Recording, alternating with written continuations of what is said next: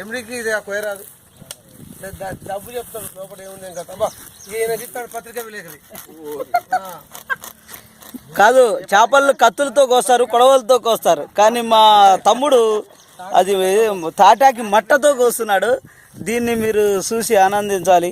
ఇలాంటి ఆపరేషన్లు జీవితంలో ఏ చేపలకు కూడా చేయరు. అసలుకి మట్టతో పొట్టను కోసిన మా ఉపేందర్ తమ్ముడు బాగా తెగించారు. అది విజయ్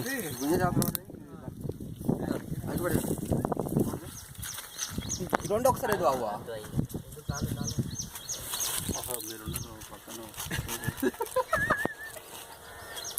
అది లెక్క.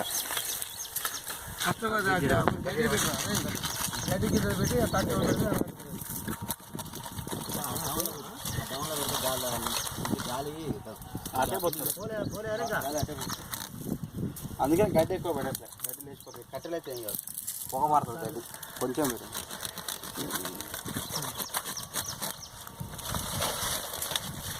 తలకాయ లేపు ఒకసారి చూద్దాం. ఒక అది మంచిది, ఎదురండి ఉంది.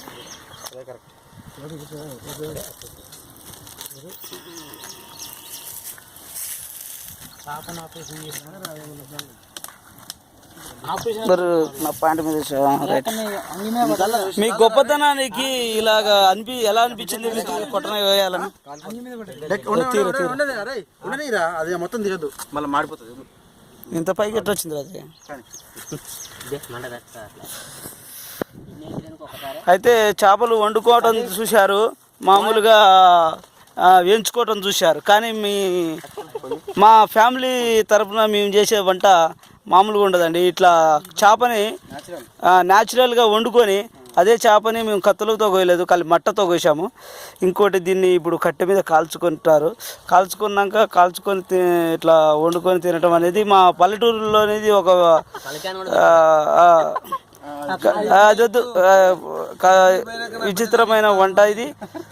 విచిత్రమైన మా యొక్క భావాలని మేము చిన్నప్పటి మృదుల స్థుతులని తీర్చుకుంటూ, మాది చిన్నపాటి ఫ్యామిలీ కాదు, ఇంతమంది ఉన్నారు గ్యాంగ్. ఏదో ఇట్లా అండి, మీరు చేతులు లేపండి. అది ఇలాంటి ఫ్యామిలీతో మేము ఇలాగ వండుకుంటాము. మా పల్లెటూరులోటి మా ఊరికి ఇప్పుడు మేము చేసేవాడికి ఈయన ప్రెసిడెంట్ అండి. దగ్గర జుమ్ వస్తుంది. ఇది మా